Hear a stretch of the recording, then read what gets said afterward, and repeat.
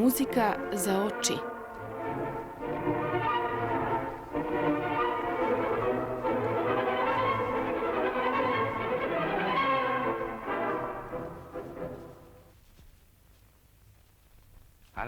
Albrecht Dürer, germanski slikar od renesansata i jedan od najpoznatite graveri na site vremenja.